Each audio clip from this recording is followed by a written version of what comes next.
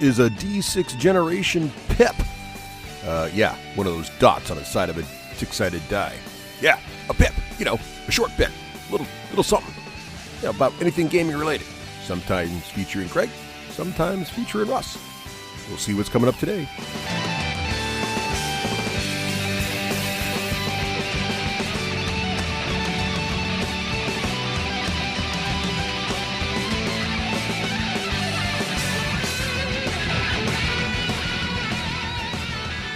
Welcome to another D6 Generation Pip. Yes, we're back to more Dungeons & Dragons because it's pretty much all we can play during the middle of the COVID. So we were about to rejoin our intrepid characters here, played by a cast of characters from across the industry, really. You may remember we have, of course, myself as Dungeon Master and Craig Gallant, a member of the D6 Generation, as the intrepid Sildar, who was rescued last episode. So that was very exciting. Dave Farr is from the Nerdherders, is playing Morgred. The Butcher, who is a man of no small brawn, and also likes to explore while the rest of the party is role-playing. And we also have Rafe Hollywood Granger, another D6G alumni, and also he is playing the Halfling Rogue, who's going to have more and more things going on here in the not-too-distant future. But last episode made a dashing dive between the legs maneuver of the bugbear, enabling the party to get a flanking bonus and really beat this bugbear into submission. And finally, of course, we have Seppi Oon and Terrace Cassidy. Seppi is, of course, from Fight in the Box Games. He is playing our Pyrrhic, depending on the day, elf wizard. And we also have Terrace playing our bearded dwarf cleric. So quite the cast here. And of course, Terrace is from our friends at Geek Nation Tours. So we're going to join our party. They're going to give a little summary here of what happened last time. And then we'll be on to the episode entitled, Can You Smell What the Bugbear is Cooking? All right, sweet. All right, so when we last left our heroes, well, instead of me doing that, who would like to summarize what happened last time? Euphemia. Rafe. I'm terrible at remembering is the problem. Okay, I think I can do it. All right, go. When last we met, we entered a cave system when up ahead was a rickety rope bridge. And on that rickety rope bridge was a scary little goblin creature that was sort of hidden, but sort of not hidden. The Butcher, our ever nefarious patient man, forged ahead, opened up a cavern where we fought some wolves, and our mighty dwarf smite them down with some Warhammer action, I believe. Then we escapaded off to the left, where there was a shale collapse, and within that shale collapse, the defty, nimble halfling collapsed, rolled down into a heap of dust. Everybody else scampered on top of her body, pranced into the room, where we found our nobleman bound and gagged, but not gagged, underneath a bunch of swarthy goblins and a leader goblin. Our wizard began to take anthropological and archaeological views and studies while the rest of us scampered off over to the bridge. We slayed a whole bunch of more goblins, eventually finding another cavern that was really slippery. We slid down that right into Blarg, but not before gathering our human nobleman's armor and weaponry to accompany us, although he only has like 3 hit points. I appreciate you referring to me as a nobleman. I at the moment, I think noble man is more appropriate. Okay, noble man. And we have, with our mighty prowess and the power of the Nord, we have caused Clarg to cower in defeat and be willing to offer us all sorts of intel. Yeah, pretty good summary. I think there was some sequence issues there, but otherwise very good. Okay. Also, a couple highlights were left out that are probably worth mentioning. There was a large dam that was constructed. That yes. Almost flooded you all out. Yeah. And the thing of note there was the big thing about the dam was there was a string, and it grew taut by the goblins.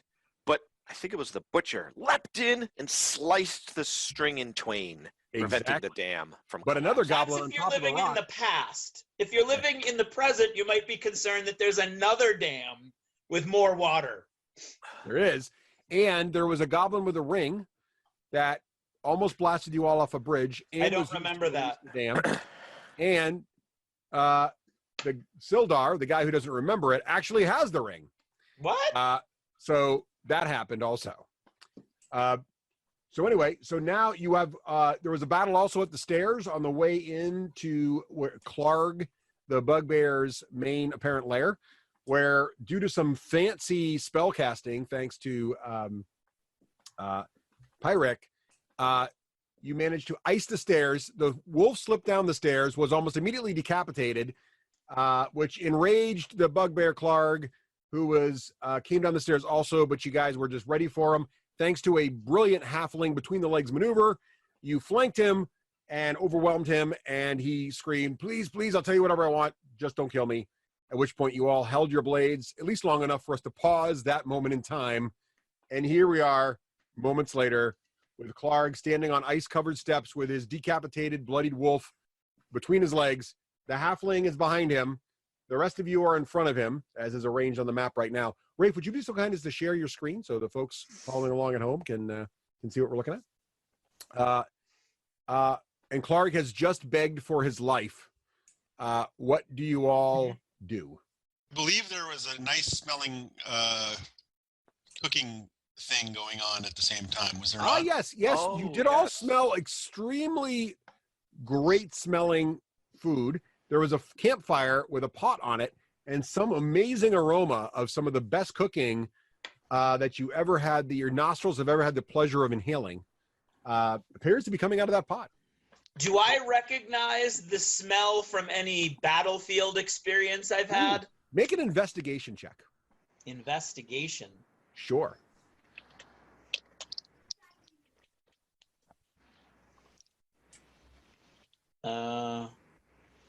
I think something's wrong with my character sheet. It looks like I'm looking at like your version of my character sheet. Hang on. I will come in and help you. The DM is coming. Fear not, Sildar. Just click on the core button on the left-hand side. There we go. Okay. There you go. So your investigation is really not rock solid, but hey, you never know. How'd you do? I got a 4. Okay. So no, this smells good, but you're not. Does it smell even better now? It doesn't. It doesn't.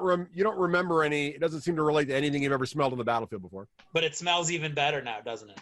Out. It smells really good. So Where is my cousin? You filthy animal. You mean? Oh, you mean the dwarf? Is that what you mean? Yeah. Correct. Mark Henry. Yeah. Well, Gundren, I had a sort of how do I say this? Order? An order. Yeah, that's the word I think you're looking for. Order to I got a message, and it was from some guy calling himself the Black Spider. I don't know. And he said that I should be on the watch. Me and the rest of the Cragmaw clan, we should be on the watch for this dwarf called Gundren Rockseeker. And we needed to capture him and then send him and anything he was carrying back to King Grawl. That was my orders, and I just followed him. So, you don't want to shoot a soldier. I mean, some of you here, particularly you, the human there in that really nice looking armor, I think some of you here, you understand that you just follow orders. You just follow orders. It's nothing personal. I didn't have anything against your dwarven friend. In fact, quite frankly, the goblins here have terrible, terrible tastes in food. And I'm always looking for someone to can really enjoy and savor the finer things in life. And, the dwarves, you're pretty good at that. And so I really hated to see him go. It was nice to have his company. But, and quite frankly, that's one of the reasons that, that idiot over there, Yemek, he and I constantly had disagreements because he's all like, I just want a rotten leg. It's fine. And I'm like, no, we should spend the time to cook good foods because the troops going to get restless. I mean, these are the kind of things you have to deal with as a leader. I don't know if you're familiar with this. It's a very tough life. Oh, Clargus. I'm familiar of all the leaders of all the tribes in the last maybe 2 centuries or so.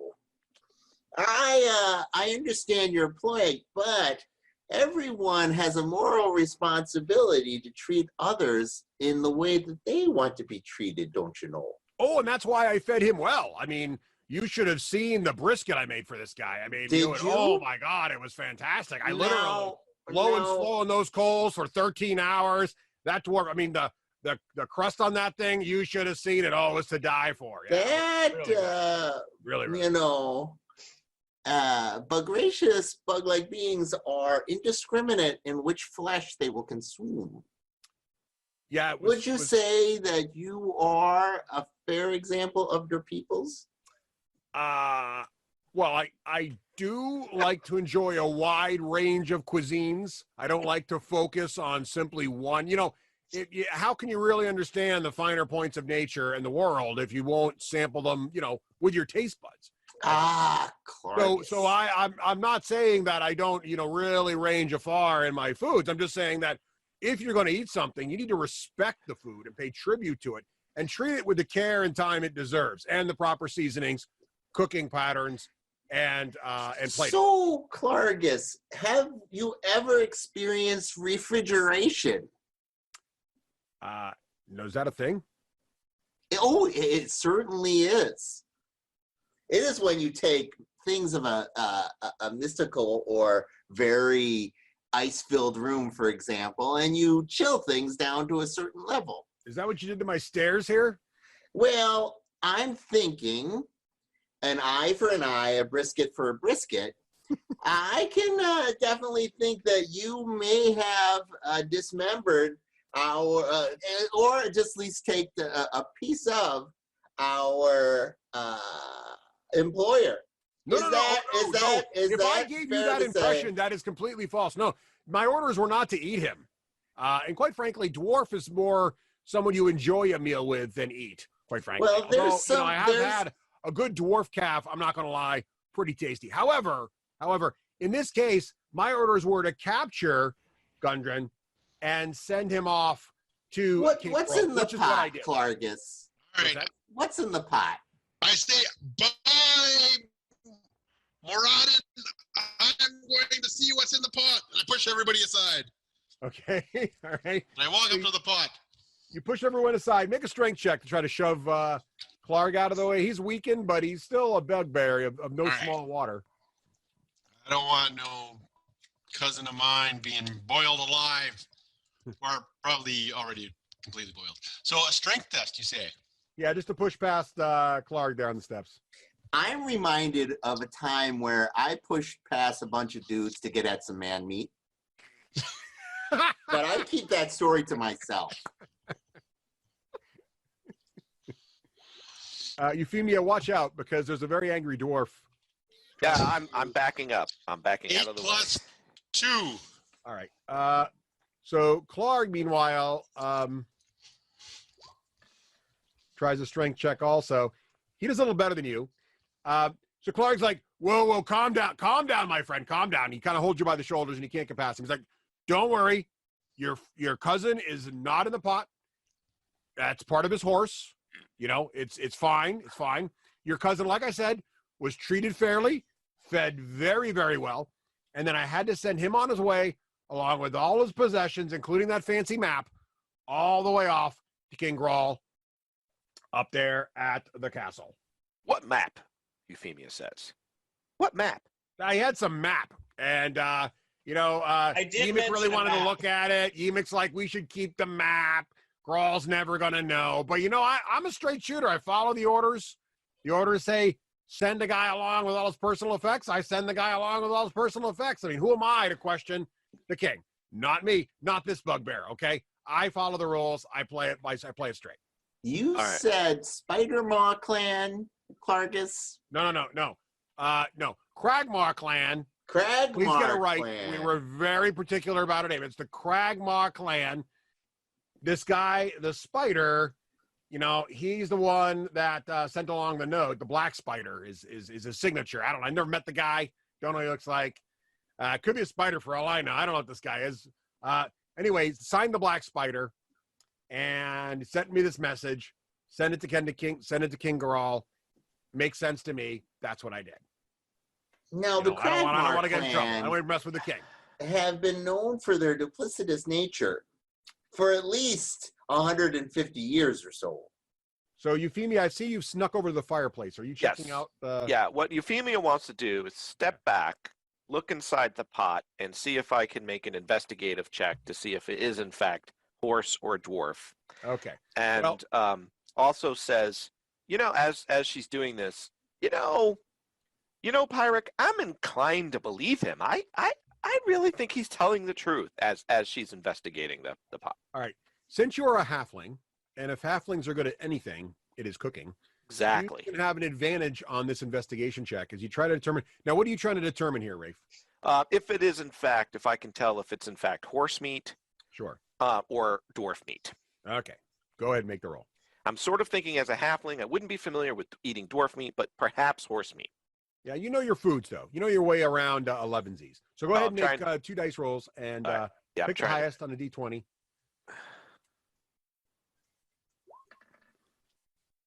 Okay, well, good thing you rolled 2 because that one wouldn't have helped you, but that 11's pretty good. What's your investigation bonus?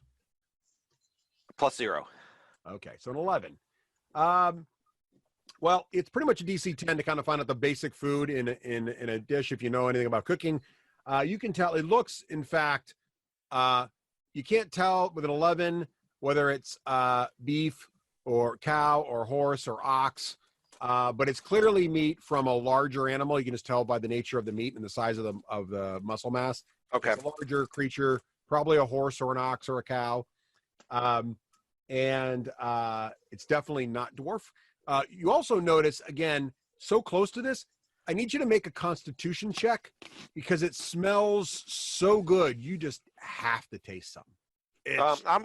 Oh my God. I don't even need to make a constitution check. I'm going to go taste something. You're going to cave in? Okay. There's a big ladle there where he's been stirring it, and it's slowly simmering. I look around. Is there any bread? Like, where the hell does he get the seasoning? The seasoning is perfect. Is there any bread nearby? Actually, yeah, there's a hunk of some kind of bread on the ground, a cutting board with some really nicely sharpened steak knives and some serrated knives there for dealing with the bread and the meat. Well, I take the bread and I tear off a nice palm-sized chunk and I dip it in the stew. Ripping it like that? Come on, be civilized. What is that? Here's the knife. Come on, I thought you were a halfling. I tear it off and I dip it in and I eat it. And while this is happening, you can tell Clark is looking at the halfling with like bated breath. It's like, I've never had a halfling eat my cooking. You're so what do you think? What do you think? What do you think? And Rafe, it is some of the best stew you've ever had. It's amazing. Like, you can't believe it. Like, your aunt makes some amazing food, and this is like up there. In fact, you could be better. Clark, I have to say, guys, I'm inclined to believe him. I think he was told what to do, and he sent our employer off, and you guys have to try this stew. It's the pirate. You have to try this stew. It's a marvel. And then I look for a bowl, and I go to eat a whole bowl. There are some, there's some bowls around. Surprisingly, next to the bowls, you also find some well-folded napkins and a tablecloth. And it looks like some form of table could be set up in the corner if you wanted to. Question. Make a perception check, Rafe.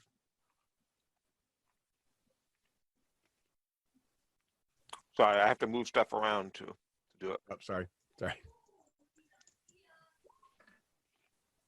Pretty good. So you notice along the back wall here, down all those crates, there are lots of crates there, very large crates. Some of them look similar to some of the stuff that's currently in the wagon you guys were holding in terms of size. Like, these are obviously parts of shipments, large shipments.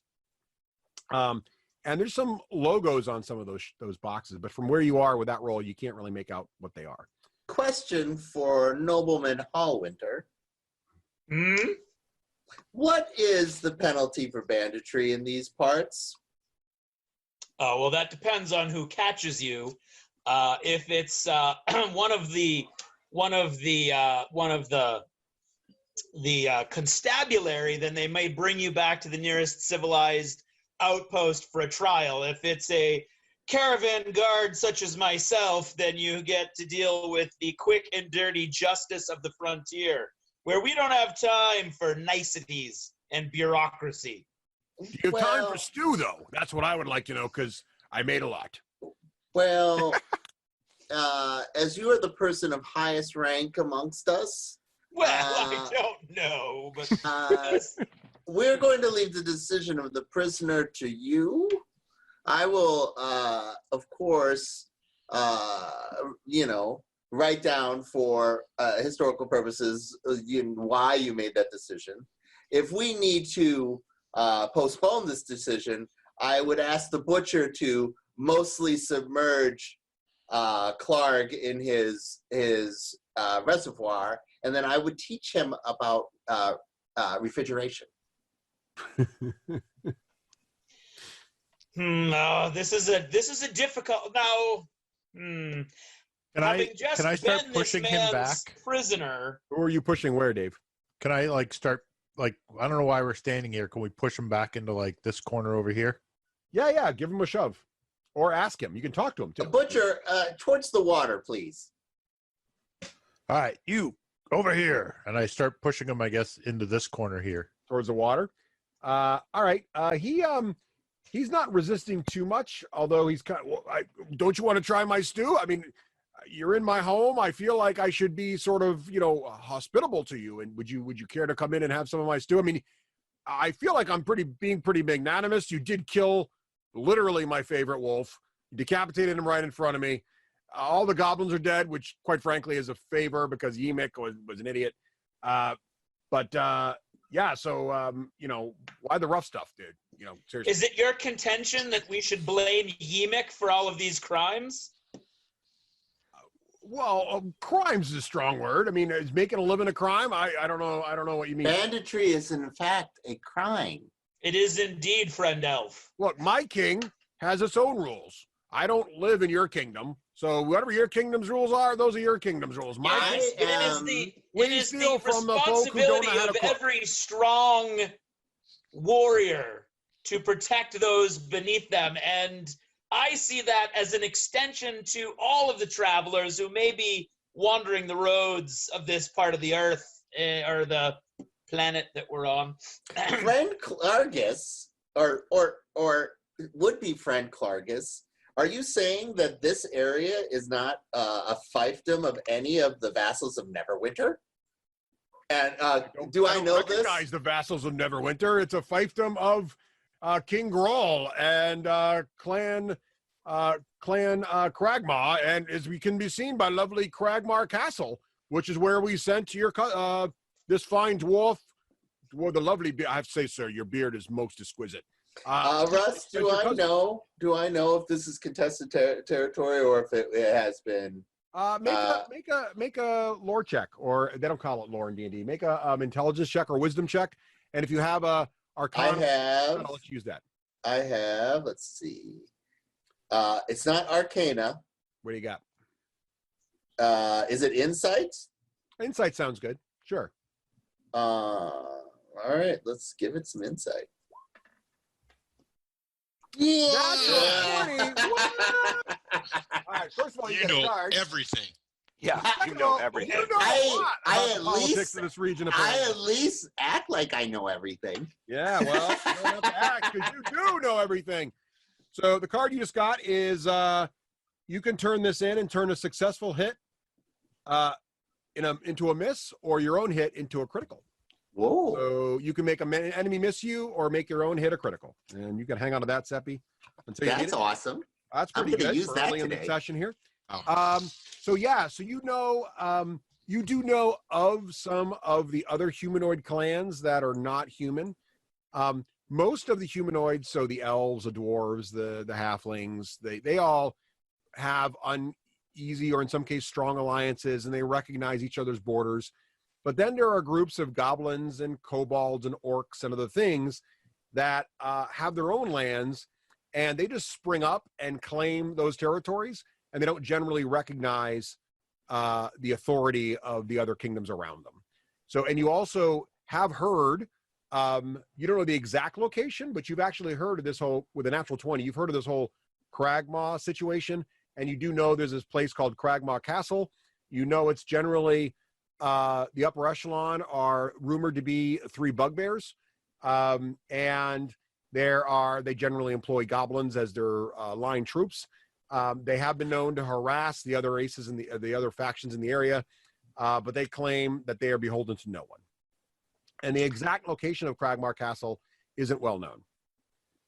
Well, would somebody whose outer fiefdom this might be in be so inclined to reward us for the location and ridding, or is this too far out for Neverwinter to care? You might, because one of the reasons you guys were hired is that this route is well known for banditry. So it's the reason Sildar was employed by the dwarf, and it's also the reason that you all were employed by him as well. So yeah, this whole area is generally being constantly attacked and robbed. So yes, getting some of that under control would be nice, but it's kind of a not well patrolled, not well enforced area. So yeah, there's nobody to really reach out to right around here. Neverwinter might care, but it's kind of far away. And the Sword Coast is kind of city-states anyway, so anything between the city-states is kind of up for grabs. Well, Nobleman Hallwinter, if there's a castle and the lands are contested, perhaps you want to be the lord of these lands. Oh, I hadn't even thought about that. Wow, That's an interesting novel proposition, friend elf. You are very perspicacious. Well, there's All right, not a first clear of all, take a point of lineage. inspiration, Craig, for that word. Thank you, yes. And also, Seppi, you've been doing a hell of a job role-playing, so you take a point of inspiration as well. Well, when we get back to Neverwinter, I can see which bloodlines have claimed this area and which ones you yourself are tied to, and we could make a very strong claim. This is a very I would like to speak on this further. So, as this is a claim, and this is a I gotta native say, land. as Clark is the bugbear, I'm a little lost on the policy. Oh, Clargus. Oh, this involves you. Oh, does it? It's not such a bad ideal for you, Clargus. Halfling, don't eat all the soup. Save some for us. You must Oh, yeah, swear I'm just fealty tucking right to He's got a bib our on. nobleman Hallwinter, Yep. and if you do so, we'll let you live. Now that takes care of all the conundrums in my mind. What do I need to do? I'm still lost. You must swear fealty in front of course, the Soul Forger, whose power you have Exactly. experienced. Oh my god. That would certainly make me feel better about leaving you alive behind us. That this is the first satellite area. This is Clargus Keep. We'll call this whole natural area Clargus Keep, and you will swear yourself to Nobleman Hallwinter. Oh, so I get to keep. Let me just run this back. I get to keep my cave. Yep. And more repopulate it, importantly, your life. and my life. Fair, very, very, very generous. And I have to swear fealty to this human here. And he points at Sildar. You can call me my lord. It's okay. Well, we haven't gotten there yet, but maybe. Well, I fealty mean, to you. that's a decision you need to make very quickly. Right. Very Swear fealty to quickly. you. I still get to control this. I just have to answer to you. Do the same sort of things I pay to kill. No, there's a whole Send new them- set of things. Oh, do we know what those are? Yeah. Everybody who does the things that you were doing, you need to stop them. Oh, I get to thump And- goblins? And get Yeah. to keep half of everything you take. Yeah, and all the rest goes to Wow, this is sounding pretty good. Will I get any kind of seasonings and other foodstuffs? actually Euphemia, who is an expert in food, will come, and regularly we will stop in and see if you are holding up to your oath, and we will have some of your cooking. And we'll bring you things from far regions, from the Sword Coast and from Neverwinter, that you might not have access to until you have become a law-abiding citizen. Like my heritage, my old aunt's cookie recipe. So therefore, we have cookies. Oh, This sounds like honestly, okay, make a persuasion check with advantage, Seppi, because that was pretty good. I'm not very persuasive. It's Lord Hallwinter who must do this. Does anyone want to help or make the actual pitch here other than the elf? Well, I think it would only be right for me to make that pitch. And I'm going to be trying to lean on him a little bit and be maybe a little intimidating. For the record, I am much more of a pitcher than a catcher. But I'm going to leave it. Why are you laughing? Did I say something? No, I'm not. I'm just. The halfling game on the street. It's a little off-putting, honestly. I just wanted, yes, but I think Nobleman Hallwinter you have put him out so with the torturous and you did not kill him as a nobleman. To be fair, that was Yemic. I told him to take care of him. It's a proper noble hostage. You did not kill him. You did not get rid of his stuff that belongs to him. So for these reasons, now that we have turned this situation around, and your noble hostage is now your keeper, he has something to offer you. All right. So Craig, since you were doing the intimidating, yes, and since Pyrick is assisting you, you'll get advantage. All right. Intimidation check with advantage. And that is going to be, we're going to see how you do. And that's going to be the opposed by, okay, a 4 is not a good start, but you get advantage. You get to roll again. 17 is, however, what's your intimidation bonus? 2. Just to clarify, our plan is to turn Clargus into Whitey Bulger. Is that what we're doing? Indeed. That's what it sounds like. Indeed. Okay, just checking. Clargus rolls an 18 to resist this, but sadly, it is not sufficient thanks to your bonuses. So he's like, well, you drive a hard bargain, but if it means keeping my head, I will. And your stuff. I will swear fealty to you, my lord. And he gets down on one knee, and he bows to you. And I take my great axe backbiter, and I gently hit him in the head, which is the way that we used to do it in the old lands, to ceremoniously brain him, but not hurt him. Just, it's a ceremony. Please, let the Soul Forger now brand him so that he now knows that this is bound. That makes perfect sense. Before God. Soul Forger, would you please?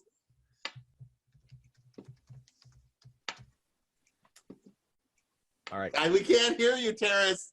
You're muted. Only believers can hear him. Planned out. I did it all this whole huge speech, and you didn't hear any of that. No. Go again. Try again. You get take 2. I thus brand you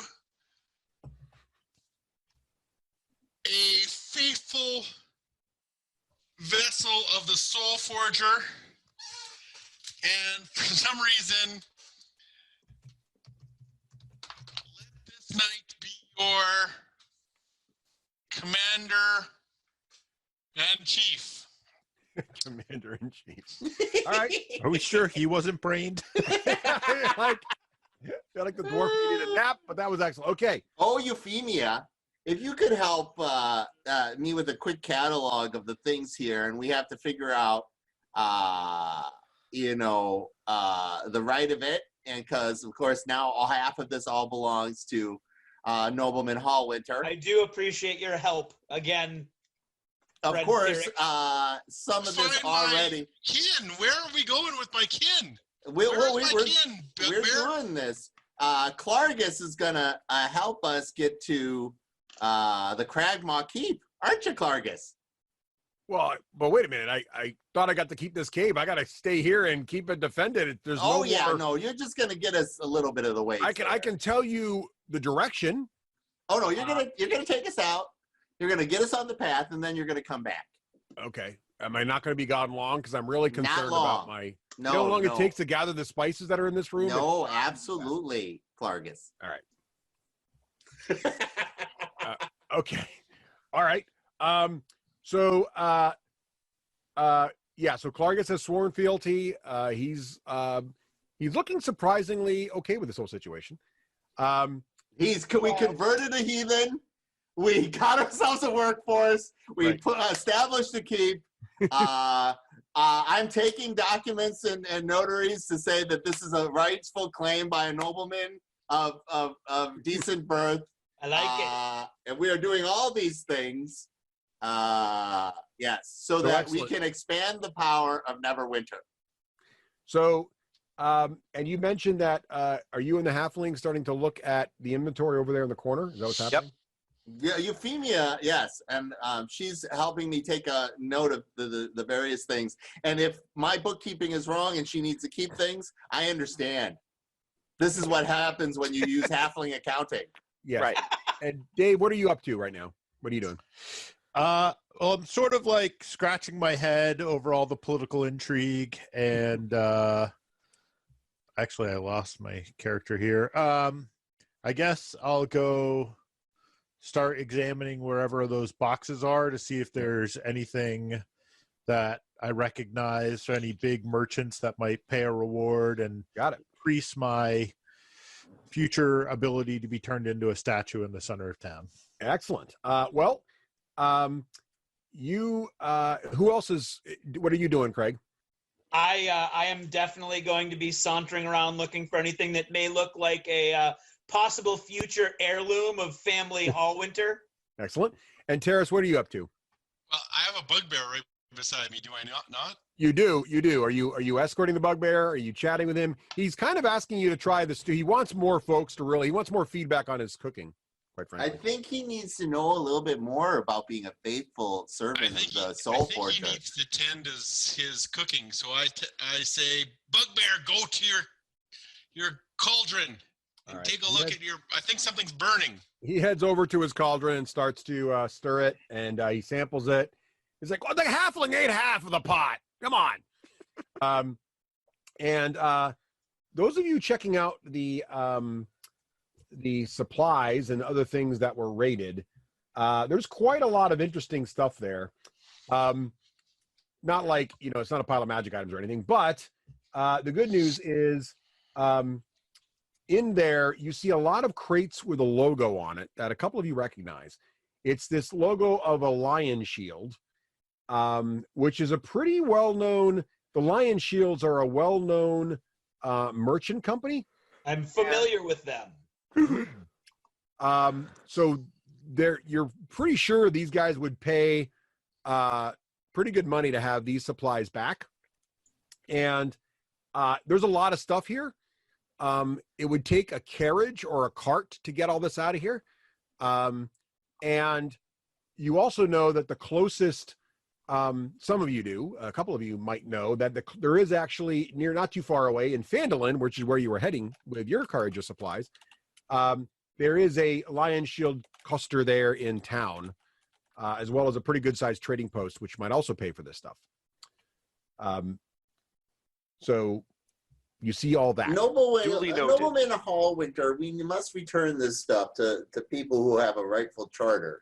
Indeed, I have a long-standing relationship with the Lion Shield, and I believe that they will reward us handsomely as well for doing the right thing, of course. Of course. What we need to determine is which of this stuff is rightfully Clargus's and how much of it goes to you, how much of it needs to be returned to our employer, and how many must be returned to the people who have charters with Neverwinter. Mind you, if stuff fall out of the back of a halfling wagon, that is just the cost of transportation. I am not one person to say one way or another. Euphemia, could you make a perception check for me while they're chatting? But also, your vassal is of a people who only respect strength. So, Hallwinter, you must come back regularly and probably put the fear of the Soul Forger back into Clargus, just between you and I. Oh, I think I could be persuaded to do that, or at least have another vassal make a regular visit. I still want to teach him about refrigeration. You notice that while everybody's talking in the corner, Clargus looks like he wants to sit on something, so he grabs a not too far away chest and drags it over and sits on it while he's stirring the pot. Well, I'm very familiar with people wanting to sit on things. So I am going to say, Euphemia, I think he's got some interesting choice of furniture. I agree. Does it look Terrace, you're muted again. I don't know why. It seems we're never going to hear you, Terrace. You're very animated. I don't understand what's going on. That's very Canadian. He doesn't want to interrupt. I got nothing to say. That's yeah. Does Everything's it look like a chest of treasure, gold and magic items and things? Gold? It's closed, but it's definitely a chest. And he's sitting on it. All right. And he's stirring his stew, and he's kind of glancing at you, and he's kind of concerned that you ate so much of his stew. I Okay. say to him, Clargus, could you come over here? I think I see a very interesting dried sage thistle root that could What? go very well. Really? And then while he How did I does miss that? I'm constantly behind my looking at- back, I give Mogrid and Sildar the high sign to check out the chest. All right, make a stealth right- check, Rafe, right here. to see if he doesn't notice you doing this.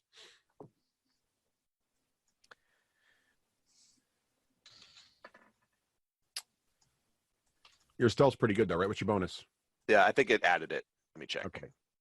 So, Yeah, yes, 15. Oh, nice. Yeah, so the rest of the crew sees your sign and recognizes what you're trying to say, which is check the chest, while Clark does not seem to notice that. He's like, oh, there is some ingredients over here I missed. Look at this.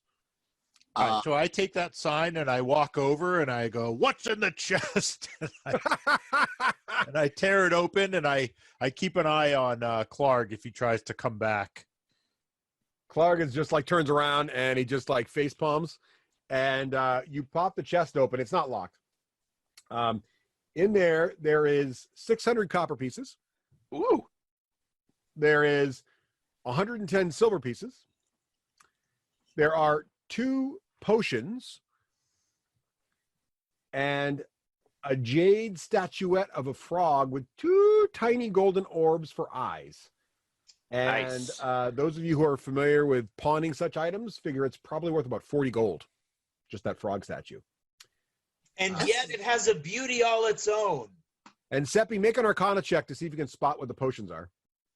Absolutely. Thank you for the opportunity. I'm going to roll things when I find them. Okay, Arcana, and we're going to make that happen. Boom! Yeah! 18. Those are clearly potions of healing, both of them. Potions of healing. Oh, I think the butcher needs one of these. A butcher, please take one of those. That's a potion of healing. I actually turn and hand it to Sildar. I appreciate that as I stand here with 1 hit point. And I'm like, and I say, "You're looking pretty haggard." I am Hagrid. I am looking Hagrid. Now that I know that, Birthday, Harry. Oh, sorry. now that I know that there are You're things, a wizard, Harry! now that I That's know, what looking Hagrid is. Just saying. That's within Dave's character, by the way. It Right, is. yeah. now that I know that variety. there are things of an arcane nature in this area, my other memorized spell is detect magic, and now I will cast it with the cat eyes. Oh, interesting. Okay, so I will start scanning from the box all the way around the room now that I am centrally Well, located. that is an excellent instinct you have there. Friend. Euphemia asks Pyric, being the one that can read and write, if he wants to be the recorder of the group's loot. I could do some accounting if you need me to. I think that'd be grand. All right. Well, sure, you betcha. So, so when you cast detect magic, you see a few things in the room to your eyes glow. The 2 potions of healing are glowing. Okay, one of those is going to go to Nobleman Hallwinter, and the other one I will insist that the butcher take. Also glowing is the ring that Sildar failed to mention he acquired. That's fine. And also there is the faintest glow around the cooking pot. Oh. Very faint, almost imperceptible. In fact, it could just be the smell. I wonder if the cooking pot is magical, The perhaps. the smell is glowing. Or Is that some what sort you of said? herb or something inside. What did Harabummer do to you? Interesting. Well, this is very large. And Clargus, you knew about these things, and it's in your nature to be secretive. We don't blame you. So we're going to take all these things, and we're going to leave you your pot. It's like, it's fair. He just looks around. But thank you for the pot. It's actually what I value the most. I appreciate that. That absolutely. But now that you've done that, we're going to liberate you of all this coin except for 10 silver. So, Russ, tell me all the money again except for the 10 silver. So, 600 copper. 600 copper. It's only 100 silver now because you're kind enough to give 10 to Clark. Well, we got to leave him some skin in the game. Yeah, no, it's smart. I think you're doing a good job here. If it's all stick, he actually you got to give him some carrot. You can't just give him all stick. He's a little appreciative of this. Pierrick is going to end up starting the first Neverwinter Shark Tank. Right. Pierrick. So, sure, you got that. Then you've got this jade frog with golden eyes. Euphemia, you should have this frog. Euphemia. I would love the frog. It did not glow, but it's looks like it's worth a good bit of coin, 40 gold. It's adorable. It's small. Perfect. Don't let anybody lick it or you. I generally, that's my advice. Sildar clearly has a little bit of a problem with the toad going to the halfling, but allows it after a moment with a gracious nod. Her brilliant tactics during the submission fight of I think you, Lord Hallwinter, we should talk about bringing your gold to battle. I'd like to know more about this ring. Making my money work for me, you mean? I'm just saying. I'd like to know more about this ring that our Lord has on him there. Does everybody else write down the things that they now are in possession of on their character sheet? Tell me again. Please do that. Potion of cure or something. Hey, Mr. DM. Yes. Amidst these boxes and whatnot, are there any short bow arrows? Let me check. Why, yes. Look at that, a 97, Rafe. That is, in fact, you find a quiver full of 20. Perfect. 20 short bow arrows. So, I needed those. Excellent. So, what are you guys going to do next? You're all pretty tired. Some of you are pretty beat up, exhausted, and in many cases wounded. Now, I'm very proud to show Adric the new Hallwinter family signet ring, if you would like to see it. I would love to see it. Oh, yes. I love the idea of Fists doing some ramming. That's a great sigil. Okay, so do I know if this is not my crest or my kindred's crest? This is nothing you have seen before. Oh, okay. Okay. So it's not your crest or his crest. Now, No, it's my crest now.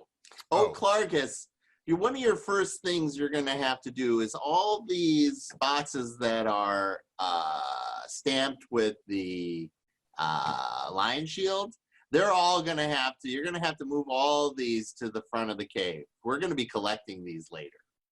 Oh, all right. That seems like it's a lot of work, but sure. Do you have a wagon or something? I could load it up if you could pull the wagon out front. Yeah, we're going to do that. So do we feel like it's safe to rest here? I don't know. Clargus might try to cut our throats. We could take watch. That's probably prudent. Or do we just take rest outside the caves?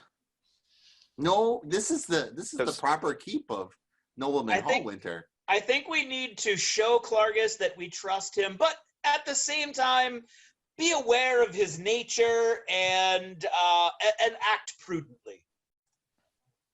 Yes. I must pray to the Soul Forger and such. This is what the ring looks like, by the way. Oh, clearly it is the signet ring of a great family. It is. I take the ram as my new my family's new symbol. Ooh, excellent. Yes. The double-headed ram, right? Double-headed ram. I didn't know if it was just two rams' heads or a single creature that has the heads. Well, this is just two heads of rams that you can't tell what's going on there, but you may choose to have your sigil be whatever you like. I think the sigil would be the two rams' heads going in opposite directions. I'm going to, sketch out lightly in my journal coat of arms, but alternately the Rams are playing leapfrog. Okay. As a possible extra. Harris, I think we should find somebody to commission to make these, and the 5 of us or 6 of us wear it in real life. I think we should get it tattooed on us. Oh, tattoos! Even I'm all better. for it. On my calf. Right. All right. I can show it off when only if Seppi gets to name the ring.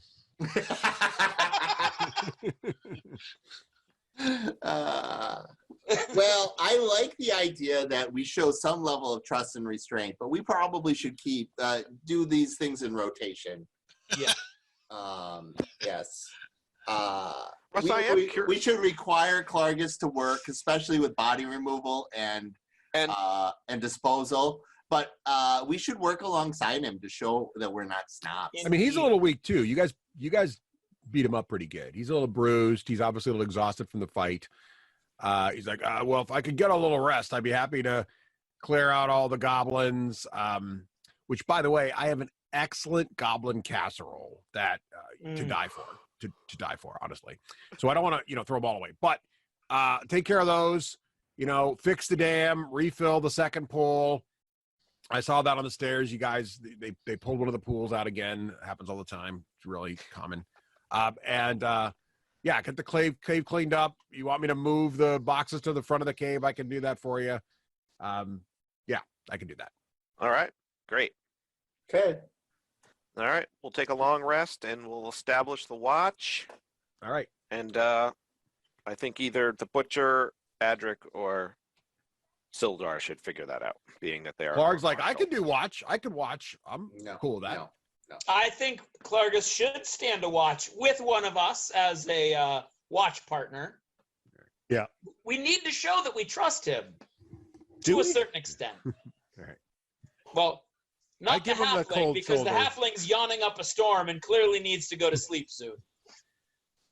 All right. It's that stew. Makes me sleepy. Okay, so a couple things about taking the long rest. So in 5e, we'll pull the curtain back a little bit. In 5e, the nice thing is there's 2 kinds of resting in 5th edition. There's short rests and long rests.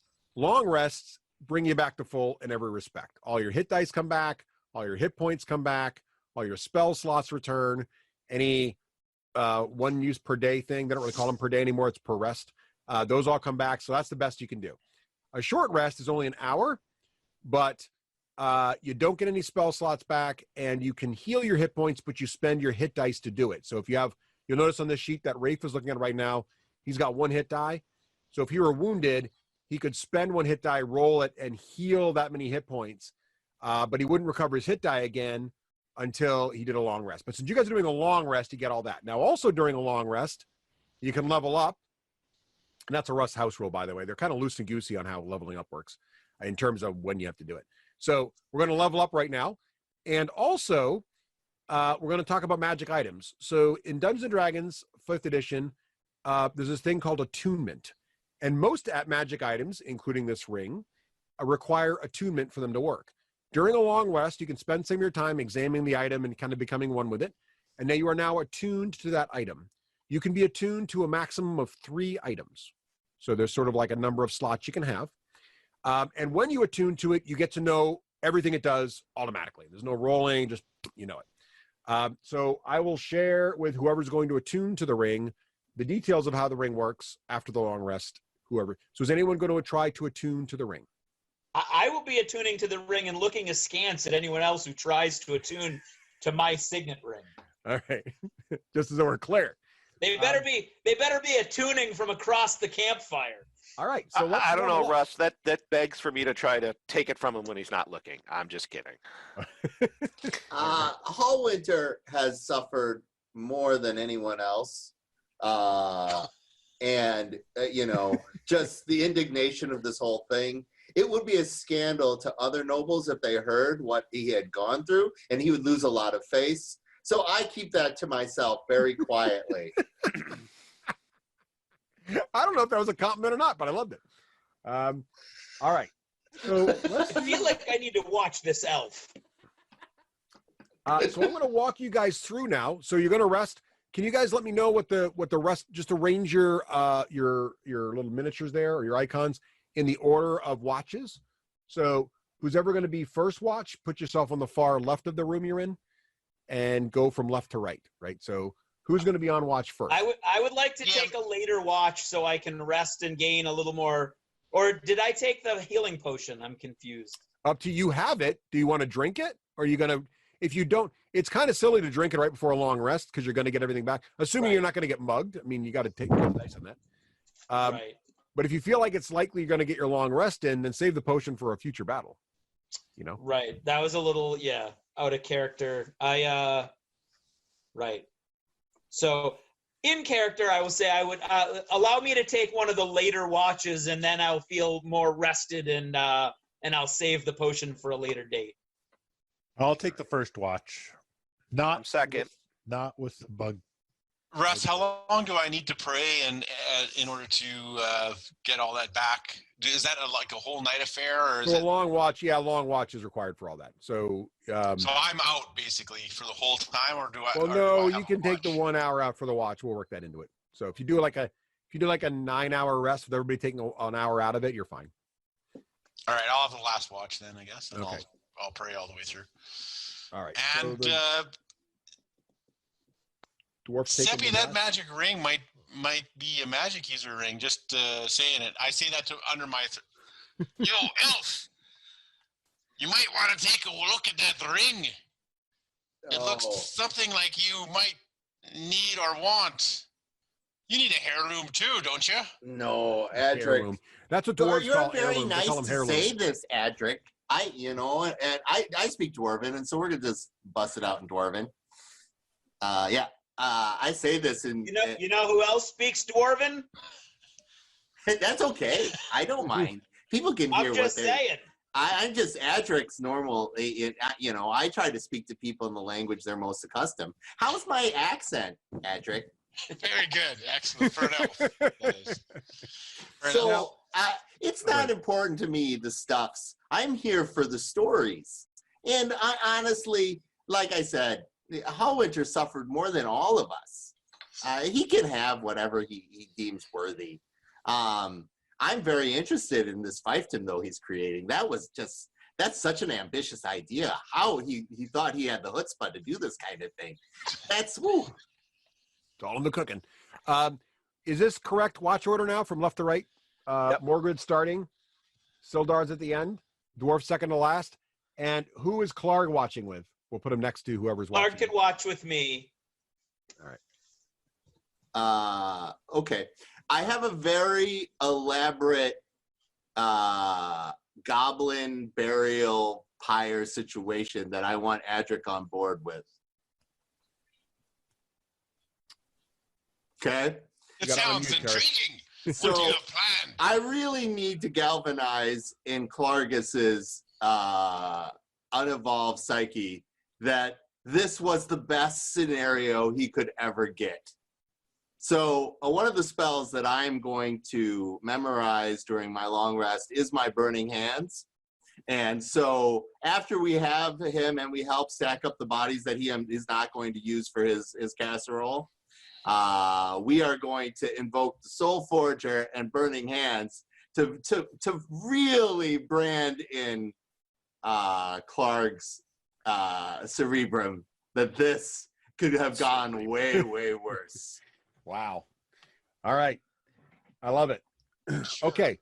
So, Rafe, I'm going to take over sharing the screen because during the long rest, I'm going to level you all up and walk you through it so you see how it works. All right. So, Huzzah! Let me do that. Bring this over here. And you guys are going to get to see what the DM side of this thing looks like, which really isn't that much different than your side, honestly. Oops. It's got your head huge. That's just his head. That's just my head. Oh my! All right.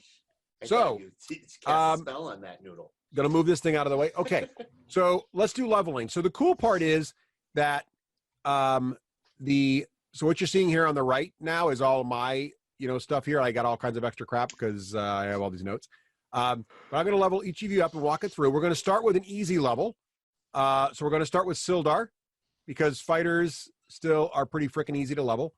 So what you do is you go into your sheet, but don't do this. I'll walk through each of you with this. You click on the little cog again, and down in the bottom here, you'll see the Charactermancer. Level 1 would just be to respec your character at level 1. Don't do that. Level plus would be to take your character to the next level. Okay. And so now it says, hey, congratulations, you're moving on up in the world. So we click next, and we're going to do each of you right now at this moment. So let me zoom out a little bit here so we can see what's going on. There we go. All right, cool. So what we're seeing here, let me scroll up a little bit. I don't know why this window is off the screen here. Whoops, hang on a second. Now you've done it. Why my top is off there. Your top is So off? what we're looking at first, Craig, is your hit points right now. What we can do, you have a couple choices. You can either roll your next hit points or you can take the average, right? So if you take an average, you're just going to get because you're rolling a D10 as a fighter. Yeah. So if I rolled it this time, you got an 8, right? Now here's what we can do. If you say, yes, Russ, I'd like to roll, I'll roll it for you. And you'll get, if it's a 5 or above, you get whatever you roll. Okay. But if it's below a 5, you get a 5. If you take the average, you're going to get a 6. So do you want to risk the roll and get a 5 instead of 6? Or I'll risk the roll. all right, here we go. I feel like I'm playing a game. An 8. Yeah! Hey, nice choice. All right, next. When you're a fighter and you hit level 2, you get to choose your archetype. Oh. All right. Now this is taking him to 3, though. Oh, is it? No, it should be. Yeah, all I get is an action surge at 2. Yeah, you should only get an action surge. Maybe we did that already. Oh, I thought I backed it out earlier. Here, hang on a second. Yeah, let me cancel this. Back it. It shouldn't be going to. You should only be an action surge. You're right. Right. I went over it before we started, and I would have taken archetype, but I think it's just action surge. Yeah. There we go. Let me get out of this. I don't know how this is stuck on the top of my screen like this. Hang on a second. It already says that he's a level 2 fighter, level 2. Yeah, that's weird. I don't know how you got to level 2 already. No, my screen said level 1 until now. Oh, maybe I accidentally. Hang on a second. Let me fix you back here. It's not like that you didn't deserve it. I'm sure being captive was well, you should be good. Stressful. If you've already got. I have no idea what went on in the dark. It was. Hit points. Well, you would because you were an elf. It's the Shaw Yemek redemption. I'm going to fix your character. So you rolled. Don't go to the laundry, Craig. You rolled you were at 12, you rolled an 8, so you should be at 20 now. Yeah. Right? Yeah. So we'll put in 20. It's already got you at level 2, which is good. And you should have we got to add, no, action surge is missing though. That's weird. Let's see. All right, let's try it again here.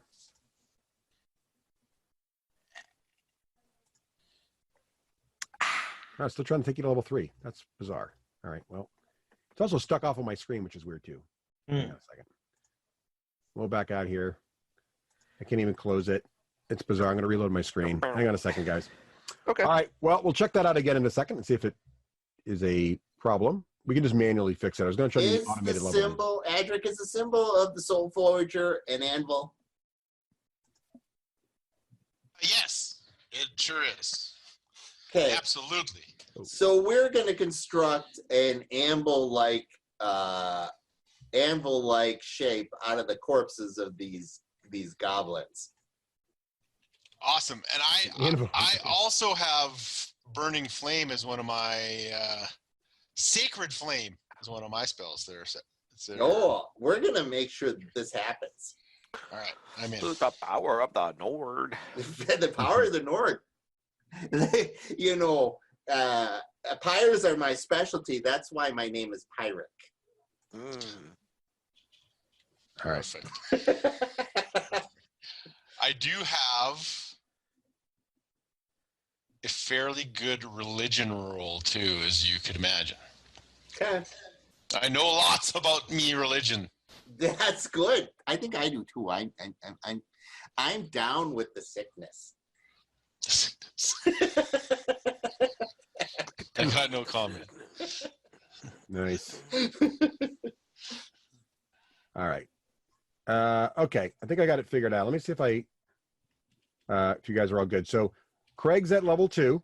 Yay! And yay! And he's got 20 hit points, yo! which is what he should have. So everything's good. And we just got to add to this thing. Your other ability is your action surge, right? So you get an action surge. So we'll add that too. What's an action surge? It's like Craig, you want to explain it? Craig, explain it to why he futzes, so I have something to do. Well, once a day, I can marshal my strength and my spiritual energy and my martial focus and commitment and do an extra action. That seems good. Yep. And it's even better than that because he can do it again with a short rest after a short rest. Oh, yes. Can I? Oh. Yeah. Yep. So I'm going to see if I can get Dave to work here. So that's how his works. My action surge, I just yell and get really angry. I don't use any martial prowess. I just use my butcheriness. All right, here we go. So for some reason, Dave is working and Craig was not. So we'll do Dave and we'll go back. I'll manually fix Craig's. So here we see Dave. He's going from level to level 2. And again, Dave, do you want to take the roll or do you want, and Dave's also a fighter. So it's roll. Here we go. Oh, Dave, you get a 5. All right, there you go. And you're going to get Martial Architect doesn't come to level 3, but you're going to get the Action Surge, which is what we talked about. Yep. So, and here's how an Action Surge works. So you basically push yourself beyond. You can do it once per rest, and either a short or a long rest brings it back, which is pretty swank. And for fighters, that's it. And then it shows you, hey, here's what you were before you leveled. Here's what you were after you leveled. His hit points are 19 because you also get your Constitution bonus, which it takes care of for you. So he rolled a 5, but then he gets con bonus out as well. So there you go. And we click Apply Changes. Oh, wait. Do you get your Constitution bonus when you roll that die? Yes. Yep. Because I got a +2. So then we should add yours. You should be a 22. So, woohoo! So this is Dave's now. And you'll notice now, Dave, you've got an Action Surge description down here. And you've got an Action Surge counter here. So you can use it and then replenish it just like you have a second wind counter. Make sense? Cool. Yep. All right. So you're all leveled up, Dave. We got you under control. Baby. Hey, Dave. Yeah. Yeah, Dave. All right. Let's do Euphemia. All right. So Euphemia, here we go. We go to you as well. Go into your little thingy here. Go down to launch the leveler. And let's hope that we're showing level 2. We are. Excellent. I don't know why Craig's is confused. So you're going to level 2. I'm always confused. You're going to get, in addition to your hit points, and Rafe, do you want to roll for it or just take the average? Roll them. A 6. Huzzah. All right. So you get cunning action next, Rafe. Sweet. So if we click next, you'll see that at second level, your quick thinking lets you use your bonus action as either dash, disengage, or hide. Sweet. That's huge because normally to run, you'd have to spend your attack action and your move action. But as a rogue now, you can move and then dash as your bonus action and then strike. Or normally when you disengage, you have to give up your attack action to disengage so you don't get free strikes, but you can use your bonus to disengage and then still swing at somebody else or whatever. Love it. Or you can hide, which basically means you can go stealthy and people lose track of you. And your surprise attack works if you're hidden. So that's a neat combo. Make sense? Yep. Sweet. So you, sir, are now rocking. You went from 9 hit points to 16 hit points, and you got your swanky new ability there. Love it. And you are also applied. And that's not a once per day thing. That's just a bonus action. You can just pull that off anytime. Love it. All right. Awesome. That is the halfling. We're good. All right. Adric, okay. I'm ready. Seppi's going last here. Very magnanimous of you, Seppi. Oh, okay. I'm just happy to be here. Clerics are a little more exciting. We do leveling up. So a spellcaster is always a little more complicated. So here we go.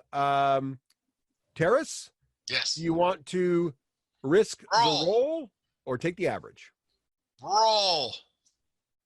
An 8. Well chosen, sir. Look what's coming, Terrace. You're going to get Channel Divinity and Turn Undead. I love it. Turn Undead, and you're going to get your Divine Domain from your Life Domain. So your character, when it was pre-generated, you pick your domain, sort of like your area of expertise as a cleric. Okay. And so what you're going to get is Turn Undead. We all know how Turn Undead works. You'll have the details in your character sheet. And you'll also have Preserve Life, which is even better at healing. So basically, you can use your holy symbol to restore hit points equal to 5 times your cleric level. Any creature within 30 feet.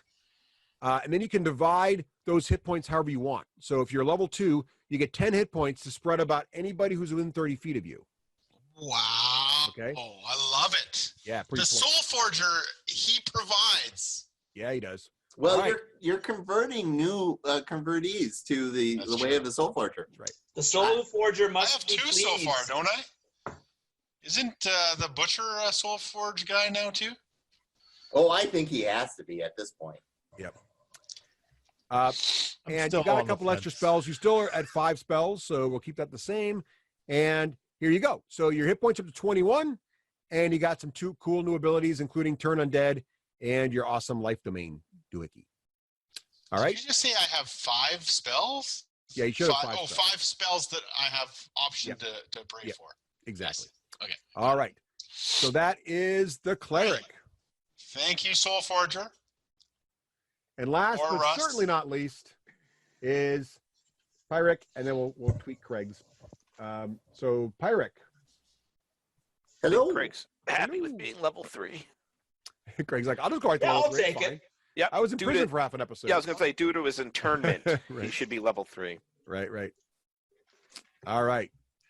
Here we go. Okay, Wizard, you're going to move into level 2. Would you like to roll it or take the average? Can I use that special card to modify it? Oh, look at you. You want to spend this card to make a hit into a critical hit. Tell you what we'll do. I want you to be able to use it this session. We're just going to let you use it to make it max hit points. Please do that. All right. I think you're rolling are you rolling a D4? A D6. So that means you're going to get a 6 here. That's great. Sweet. What is my constitution? I don't think I'm very tough. Now, Very smart thinking. Now, Seppi, here's where it gets hard. You have an important... Oh, I've got a bit of constitution, so I'm going to get a lot more hit points than that. I get a few bonus. So I'm going to get 8 more hit points. But now you got your life decision, Seppi. And here it is. You can choose any of these schools to focus on or go to war magic. Okay? So each of these schools, if I click on it here, you can see what it's all about. But basically, the first thing to know is that whenever you take a spell of that type and put it in your book, it's cheaper to copy. Okay, that's the first thing. But that's not the cool part. The second cool part is each of these schools gives you some unique abilities starting at 2nd level for that school. So, for example, Arcane Ward lets you put up a protective barrier. Let's see. If you go to Conjuration, it makes it better to summon things, which is super cool. So, like, for example, you can bring in... I'm a bit of a role player, and I would like to ask the group, is it more significant to me that though it didn't make any recaps, I saved Master Hallwinter's life? Is it a big deal that I love to summon the power of the Nord? Which of the two things is more important? Power of the Nord, I think. Power of the Nord. Yeah. Probably Power of the Nord. If the power of the Nord is an evocation, so then I would have to be an evoker. All right. An evoker it is. Take a point of inspiration, and you already have one, for that, because that's great. I want to inspire Adric if he doesn't have one already. All right, nice. Adric, do you have a point of inspiration? I feel the love, man. I feel the love. I feel the love, even though it's elf love, which is strange and exotic. You know, I have had the companionship of many dwarf-sized objects in my life. I don't judge. Wow. So this is really cool. You can create pockets of safety against evocation spells. So when creatures are casting evocation against you guys, you can choose a number of creatures equal to 1 plus the spell's level to make them only take half damage. That's great. So, which is great if you're casting a spell that would also accidentally damage allies. You can basically make it pass around them and stuff and not do as much damage. That's really good. Pretty snazzy. And you'll get other things at higher levels as well. So you can read through. These will be added to your character sheet, and you can read through them at your leisure. Oh, Burning Hands is evocation. Leisure. Yeah. And so is Magic Missile. I have all these spells. Yeah. I'm much more violent than I thought I was. You gotta. I have not been acting that violent.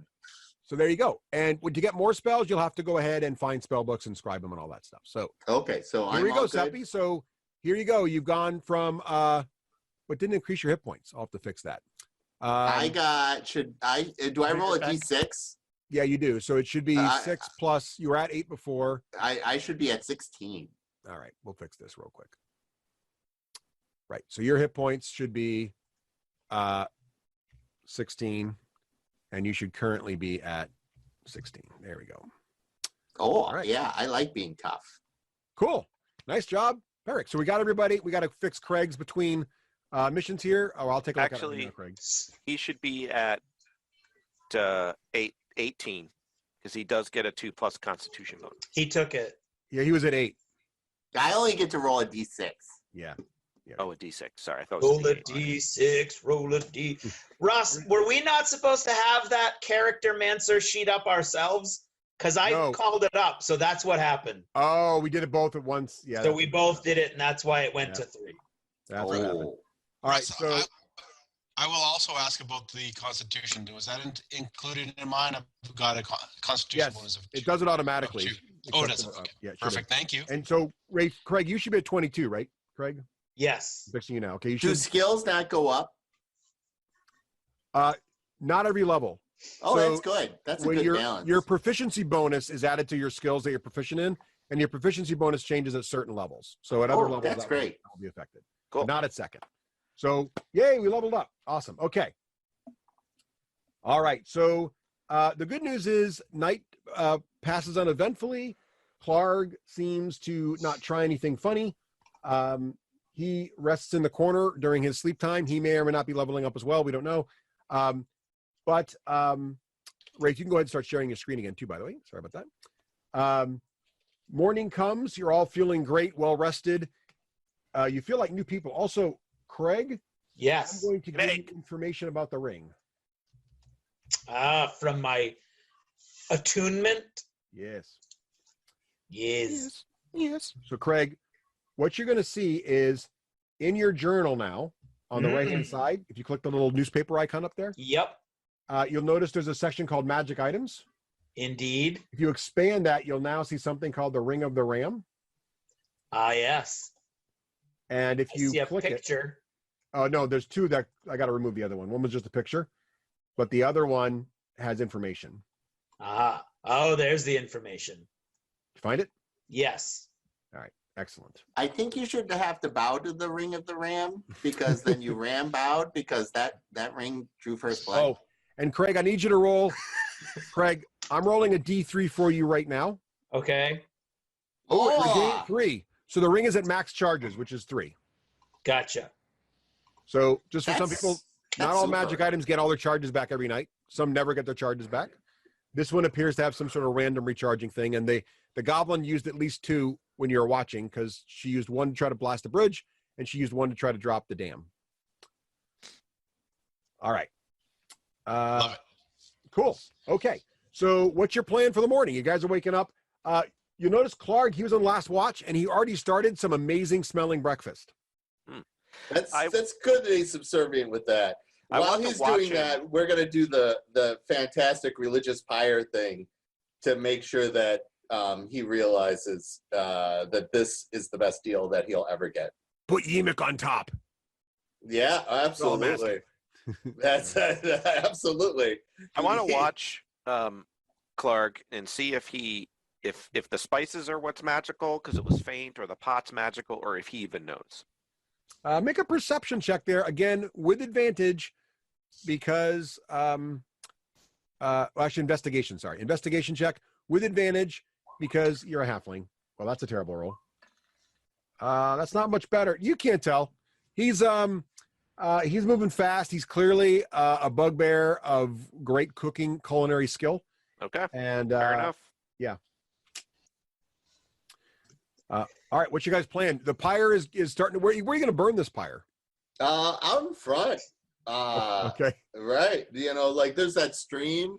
So you're going to have a giant smoke cloud going up into the sky, signaling your location? Absolutely. We're coming for you. We own this land. Yeah, Okay. no, this is not when people put out a giant pyre, that's not because they're afraid of you. That's because they want you to know. All right.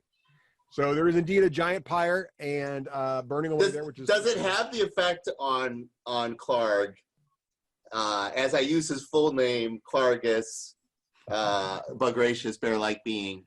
Do you recognize the authority of Hallwinter and your fealty and soul remnant going to the Soul Forger?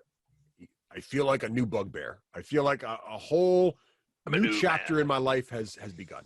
Does he look properly terrified, and do I think it's true? Make a Whoa. perception check. Yeah. Whoa. Yeah. Before we do that, Yeah. I will use the power and the strength. Of the Nord. I was about to say that, actually. Of the Nord and the Soul Forger Moradrin, to make sure that you understand that your soul will be crushed into oblivion if you even think of betraying us. And I'd like to make an intimidation roll by doing that. All right, go for it. Nice. You should use your inspiration for this. Oh, No need. he didn't need No to need. that roll. And a +3 to that.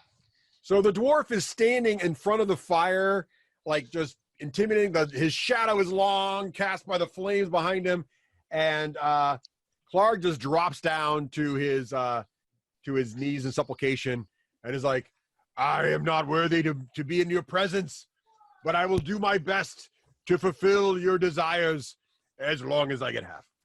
Yeah, probably won't be good enough. Clargus, just so you know, your longtime fealty will be rewarded. And this keep of yours, how do you feel about it becoming part of an inn? Well, an inn in a cave? It's a Well, keep. we could send workers to build rooms and a common room and We could call a it proper Cave kitchen. In. Yes, the cave inn. Hey, take a point of inspiration. The thing is, I look at him and I'm like, Clargus, elves are very long-lived. Perhaps you should think about your future. So, Seppi, when you're saying keep, you mean this cave structure? Or are you talking Yeah, about? no, we're making it grand for him. Okay. Oh, it's a keep, you know. It's a keep for bugbears, but we don't judge its All right. structure or form.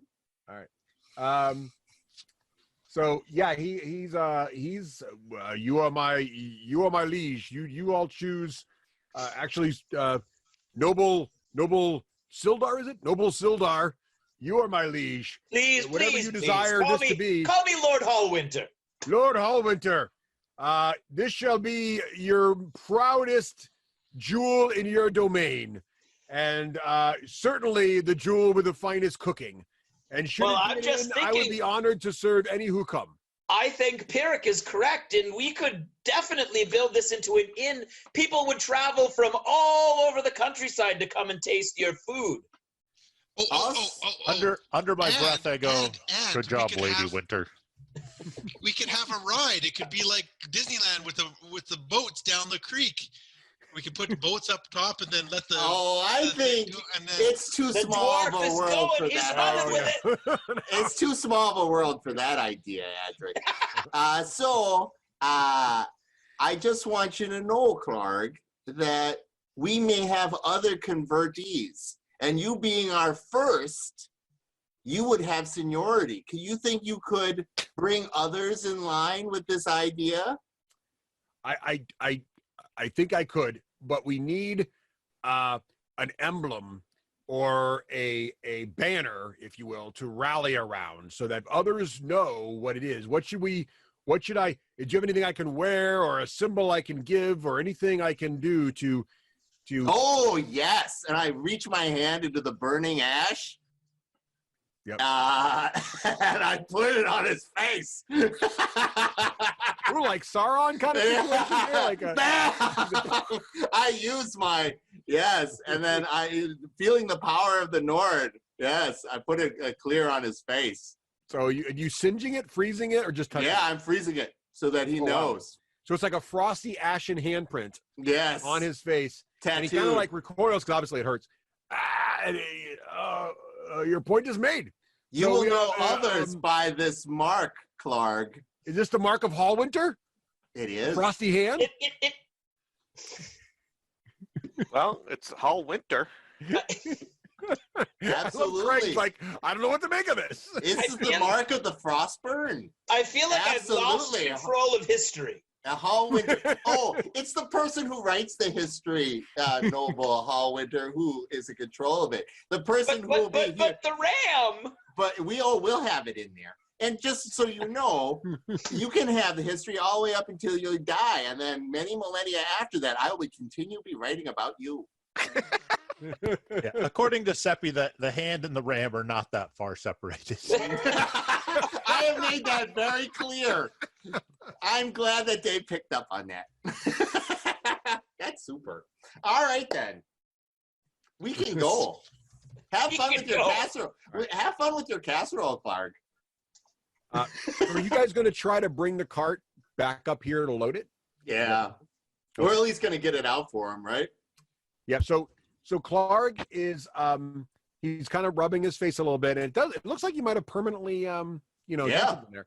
And he starts to go back and forth and start to bring the crates to the front of the cave, safe distance from the pyre there. But we don't need to role play moving the cart all the way back and forth. But I do need who's got the ability, because getting this cart from where it is now, which is about a mile and a half towards where the road is, it's not a really well-worn trail designed for carts.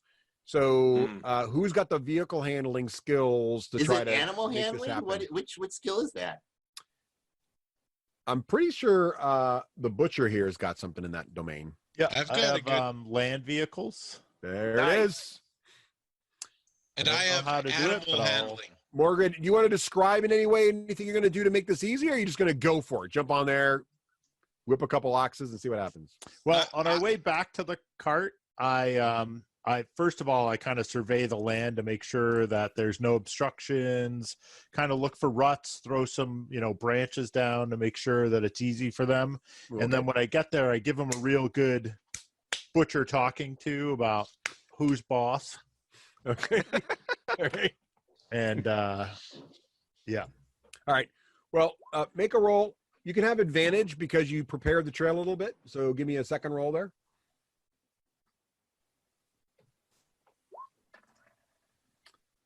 Oh, there you go. And what's your vehicle? Oh, there you go. That's an 18. Oh, yeah. It's not an easy trick. And quite frankly, the rest of you are quite a bit impressed, actually. You were pretty sure walking back that there was no way that Morgan was going to get that cart down this thing. But somehow he did. Yeah. And pulls it up along the river there, right up to the pyre. And even Clark's like, whoa, that's a pretty big cart for that trail. And he's Jeez, you guys came all the way here in that? You're braver than I thought. Yeah, Clark, that's not the first time someone's complimented me on the size of my cart. Thank you. He starts loading the cart up and his ability to navigate hairy underbrush. Butcher, it's like you and I speak the same unspoken language fluently. And yet it's spoken. So Clark helps you load the cart up.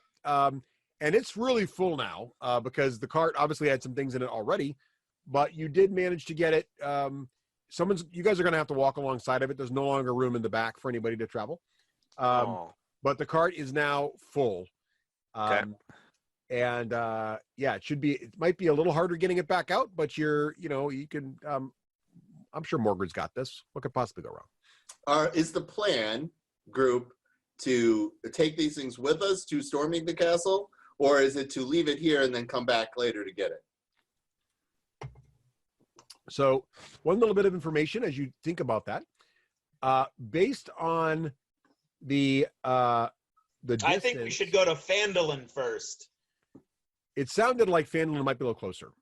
And that's where the lion shields are anyway? That is indeed. It is the largest settlement in this area. All right, yeah, let's take these goods. And I have a friend in contact there who may have more information for us.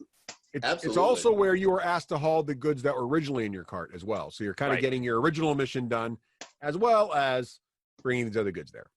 Excellent. All right, excellent. So is that the plan? We're going to head to Phandalin? Yep. Off to Phandalin. All right, Dave, make another vehicle check to get back out of these woods and onto the road. We're all helping. Inspiration. We're all inspiration, Dave. Rolling the wheels and pushing the cart. This is money. This is for your future glory. All right. So if I don't have advantage, I'll spend my inspiration. You already have advantage. Everybody's helping you. So when people help you, you get advantage. So you've got it already. You don't need to use your inspiration. All right. I really focus and dedicated to this task because I know this will help pay for at least the base of my statue. And ba-boom.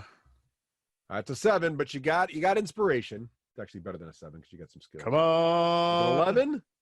Oh, and an 11. Double roll. All right, it's a little rough. It takes a lot longer than you'd hoped. And there's some slight damage to one of the cartwheels, which I'm sure won't be a problem later. But otherwise, you're fine, and you make it out of the woods, and you're back on the trail there, the Tribor Trail, which you remember that you got to go a little farther down, and then you'll be able to take a right and be on your way to Phandalin. Let me take you guys to a map here so you can see that. Are we seeing your screen now, Russ? I think we're seeing Rafe's screen at the moment. So I just switched for you there, Rafe. Yep. Rafe, you can zoom in a little bit there and show us so everybody can see a little better. And I'm going to reveal. You know how to zoom in, Rafe? I do. Perfect. And I'm going to reveal a little more. Is that cart us? Yes, the cart is you. And you can see now we've marked where the Cragmaw hideout was. That was, now it's the soon to be the Cave Inn, apparently. Yes. The cave. and Clark's Keep.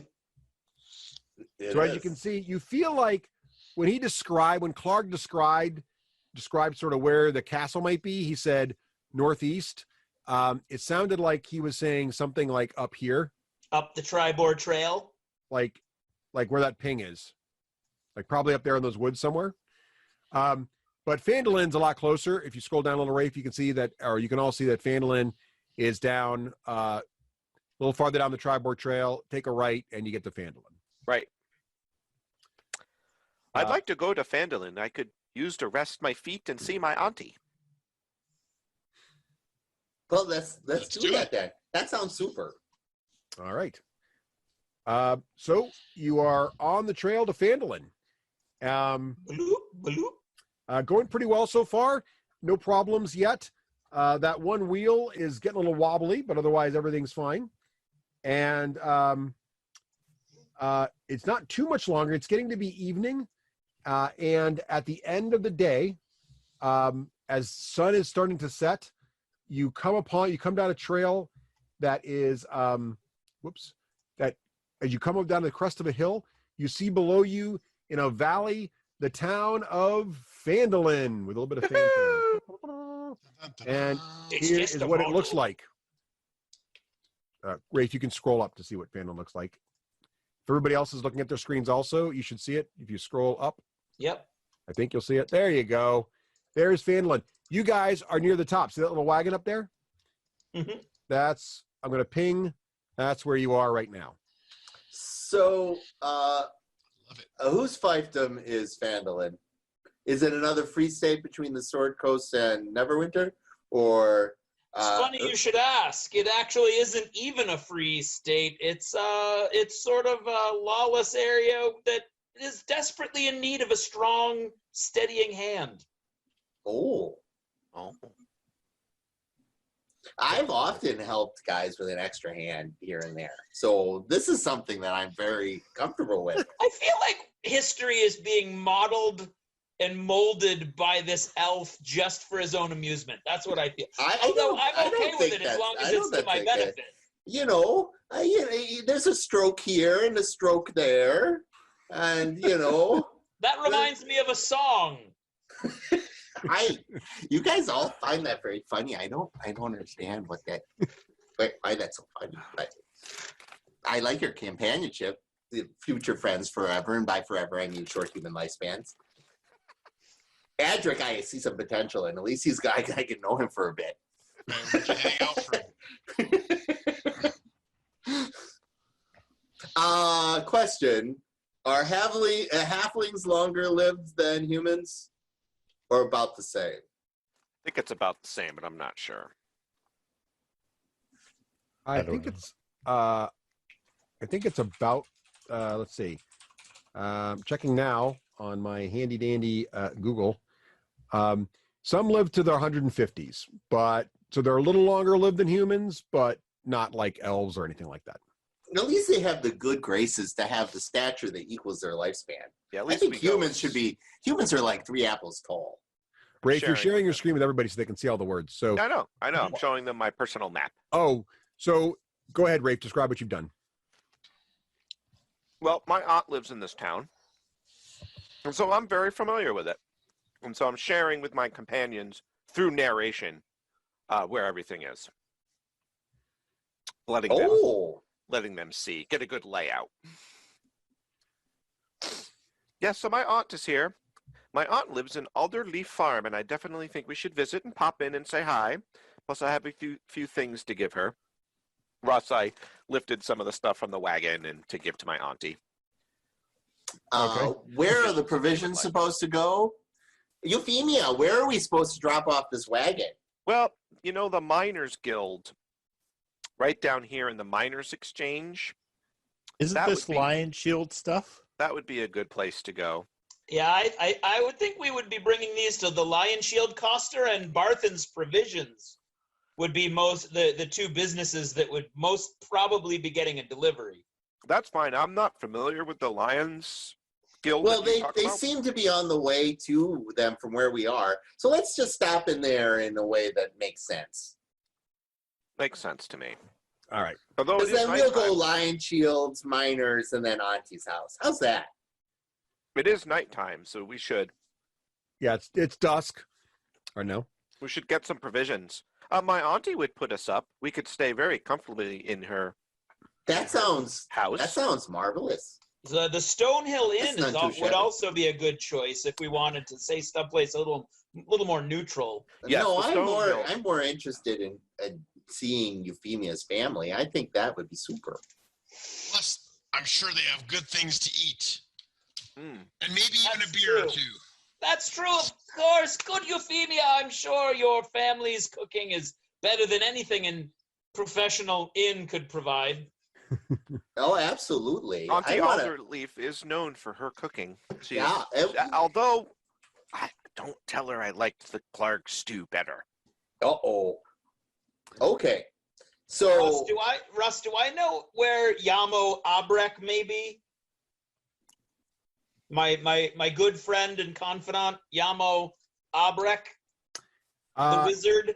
He's been missing for a while. So you don't know where he came here, and he's been missing for a while. Okay. I know that we haven't heard from him. So he's missing here as well. Well, you don't know where he might be. I wouldn't know where to go to find him is my question. You don't know. But this is your last lead. You know you're pretty sure he's here in Phandalin, but you don't know where he might be staying. I don't want to correct you, Nobleman Hallwinter, but a wizard is never missing. He is exactly where he wants to be. Well, then I feel take a point of inspiration, Seppi. I feel much more comfortable with that then. If anybody is missing an inspiration, please take one. Because I would love to give you inspiration. The wagon wheel is really starting to, the metal hoop that goes around the outer wheel that keeps that one wheel there is starting to pop off, and the wagon's starting to make a little ka-thump as it comes around. So as a professional wagoneer, I pull over because I don't want to do more damage, and then to it, and I say we walk down to Bartholomew's. I'm going to switch the view now since the halfling was kind enough to share his map. Now you can all see where you're Wow. Give him a quick overview. Yeah, so I want to go to Barthen's and kind of explain that we think we've recovered some goods. We want to meet with an agent, but we're going to need an introduction to Wagon Smith. All right. So Barthen's, let's see here. They are...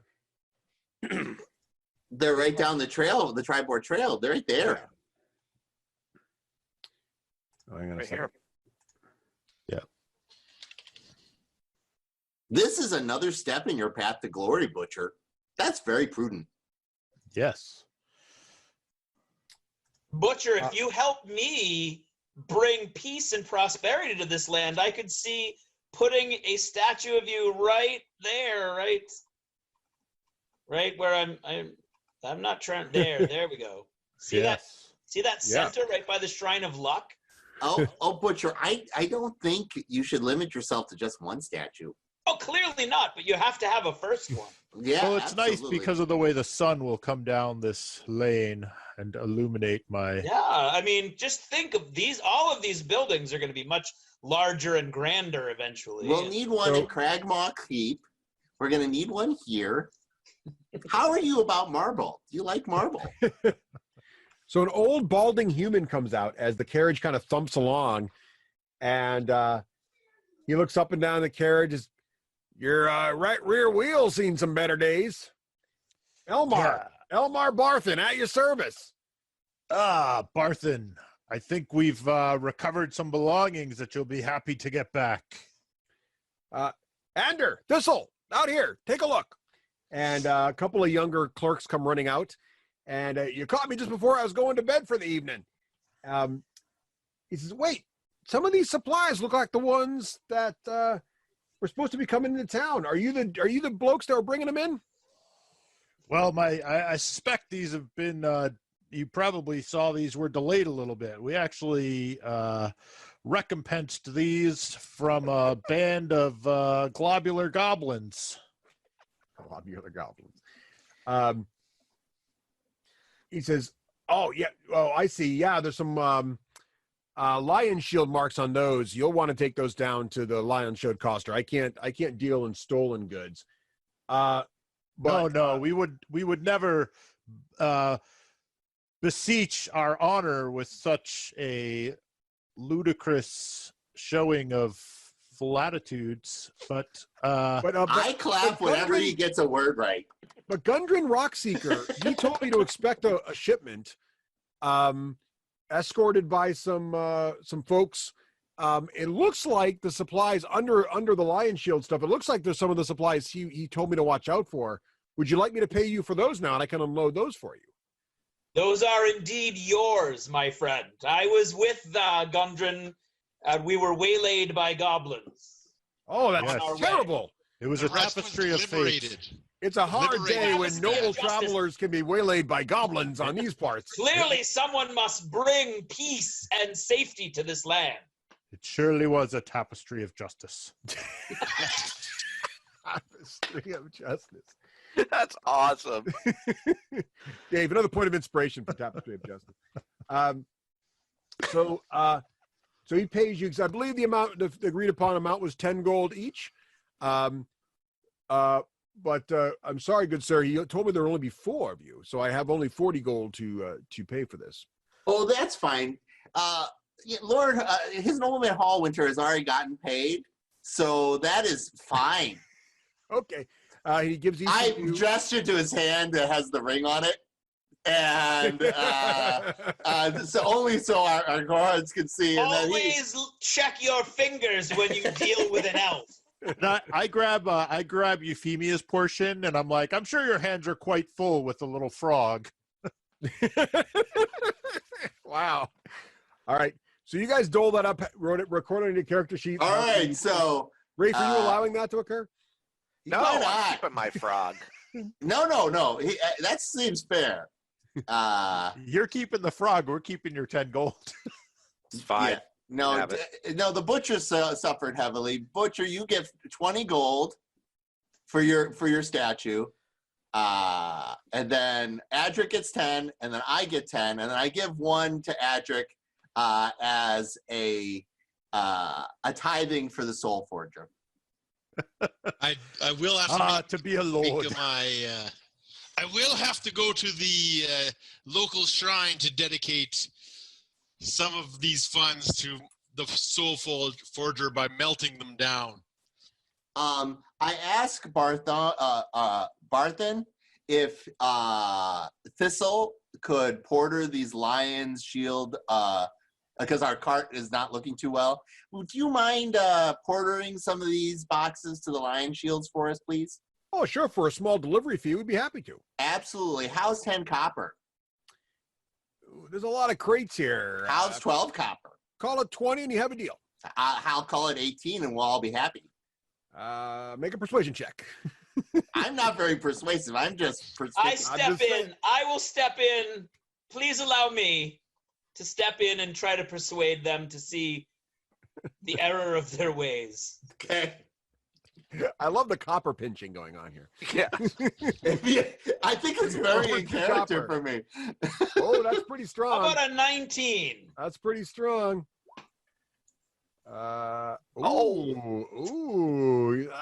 19 sounds like a good number. That's what I heard. 19 sounds like an excellent number. Well, have we reached an accord? Absolutely. And here's your tip of 3 more. So I give him 20. I feel like I'm watching the D&D version of American Pickers. All right. So I give him 23 copper, but it includes his tip. So Rafe, take inspiration for American Pickers. All right. All right. Before somebody tries to role play repairing the wagon wheel, I just zip off and get the wagon wheel repaired for whatever it costs me. I don't care. Dave, do you want to keep the wagon or sell it? We need it. We need it. Why do we need it? No, I vote keep it. I vote keep it. We're gonna need it for our convertees. I mean, it's technically the dwarf wagon, but he's not around. We're going to an entire another castle. Doesn't Adric have something to say about this cart? Adric, how do you feel? Let's don't put the dwarf in front of the cart.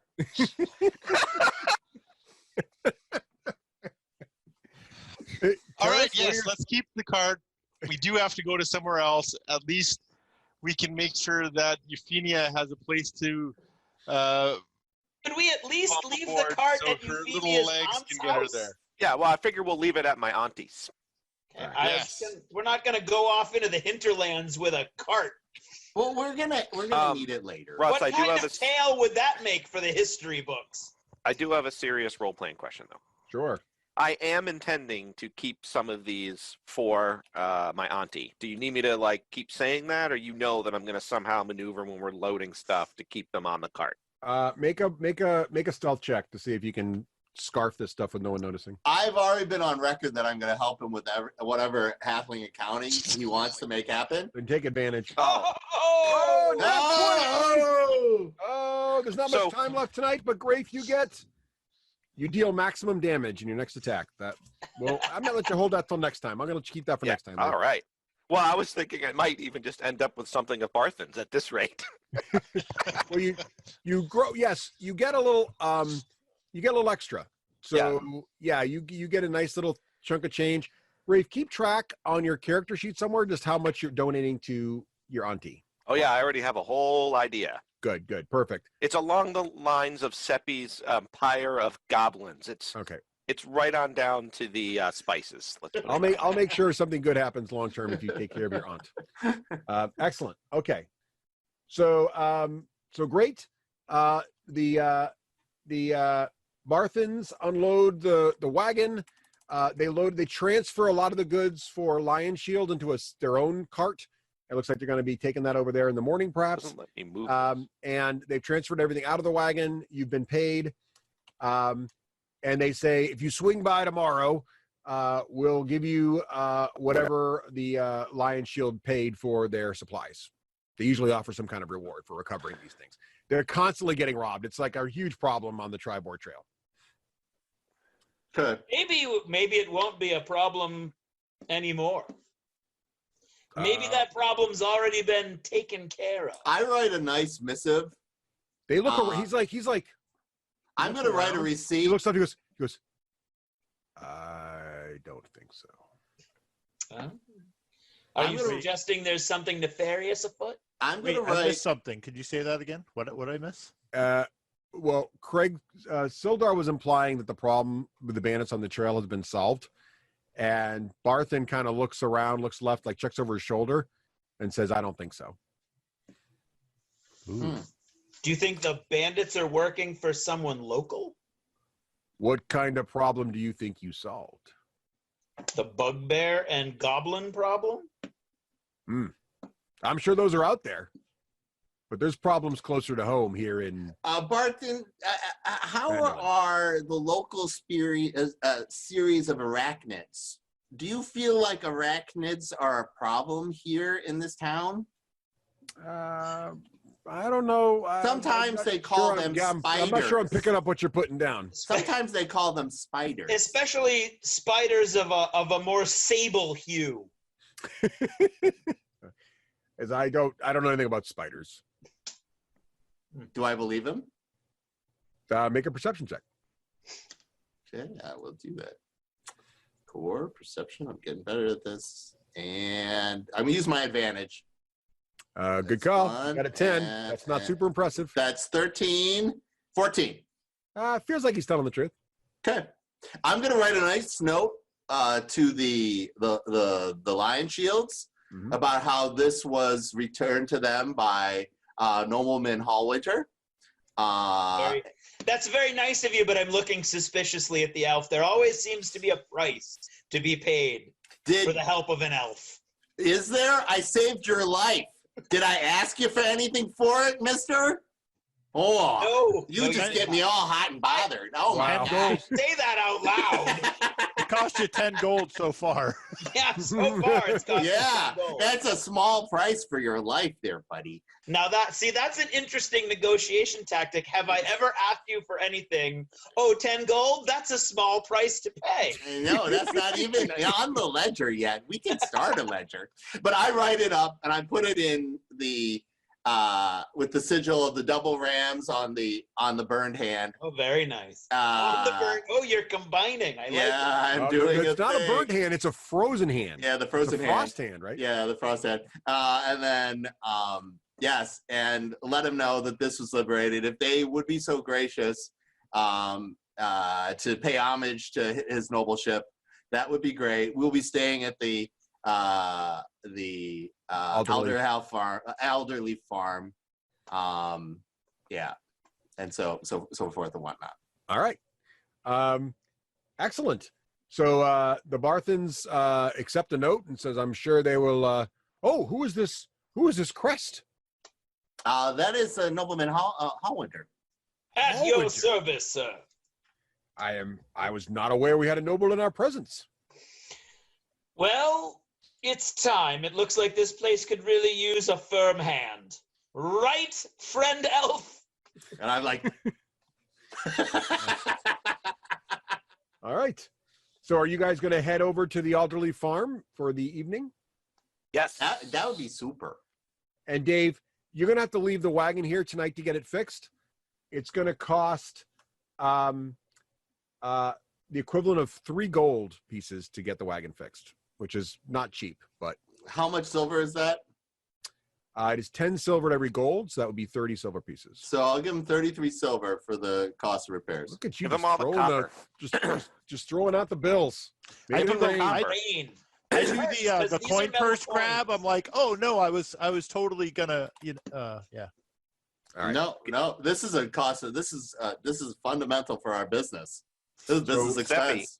Seppi, convert that to copper so we don't have to carry all that copper around. Oh yeah, let's do that. All right. I'll pay them in pennies. They like that, I'm sure. And makes them feel wealthy. Is that 330 copper? yes. All right, that's great. They're going to need the wagon overnight. They say that it'll be ready in by midday tomorrow. And you guys. Well, we just want it delivered to the Alderley farm when they're done, right? Euphemia, thank you so much for helping. We'll deliver to the Alderley farm, sir. So You're welcome. That'll be there tomorrow. And you guys can continue on foot to Alderley farm. Is that the plan? Yes. Absolutely. All right. On our way there, though, I guess kind of so. stop here. Oops, I'm looking at the Zoom. Hold on. I kind of stop here and try on a couple poses just to kind of see. Just kind of like flexing, like I'm what gonna it might look like with the Gaston great action. sword with the bow. I'm I'm gonna telling you, this location is perfect for a statue. I'm gonna sketch the butcher into this location as part of my journal, and I see if allow he the likes sketching. it. Yeah, see if he likes it. all right. Looking butcher, east. do you feel like you're a little encumbered? Do you want to take your shirt off while you do that? I start doing the bathroom's over there. Oh. And I'm going to stop at the Shrine of Luck and dedicate a gold to the great soul forger Moradin. Morning. Is that the one that I gave you? As Yes. part of? Yes, absolutely. sure. Excellent. I think we are at a good pausing point. So, next session we will begin with the arrival at Alderley Farm. All right. Does Alderley Farm have a good view of Tressendar Manor? Tressendar Manor is on a hill, but you can see it from there. But even from where you are, even though it's dusk, you can see that Tressendar Manor is pretty run down. But it's in a very nice location. It is. And It is as a nobleman, I can tell you, when you're talking real estate, it's all about location, location, location. Yeah. So as we walk towards Alderley Farm, I'm just looking at Tressendar Manor's hill thinking, that's a very nice overlook. Well, we could fund that, your lordship.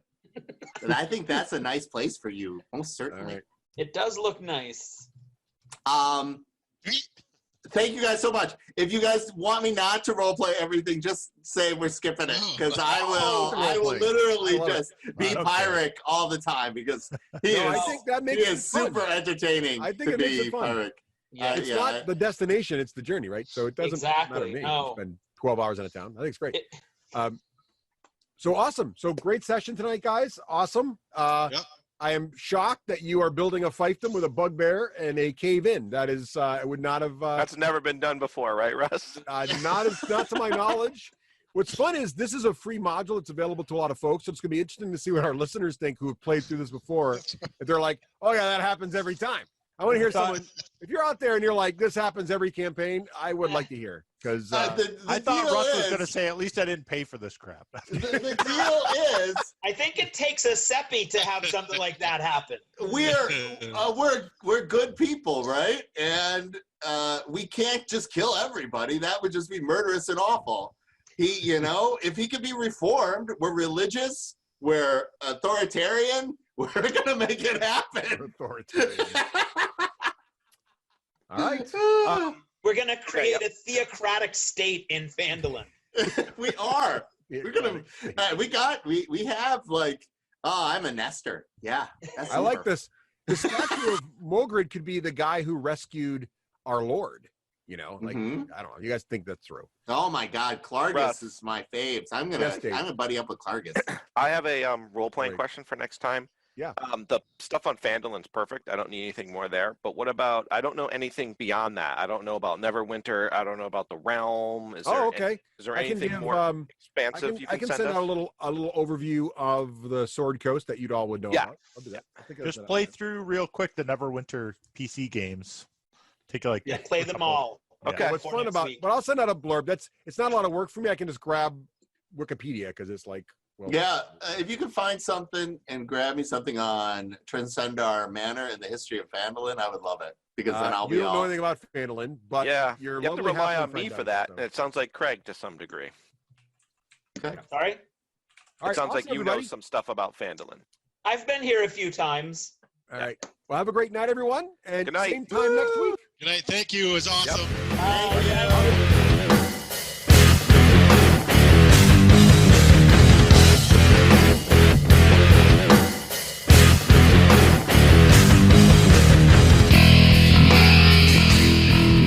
Achievement unlocked. You've made it to the end of another D6 Generation episode, the podcast whose humor has universally been acclaimed as not too horrible. Please let us know what you thought of the show by emailing us at info@thed6generation.com. If for some inexplicable reason you actually enjoyed this show, you can help others find out about it by leaving positive reviews on iTunes. Thanks for listening and happy gaming.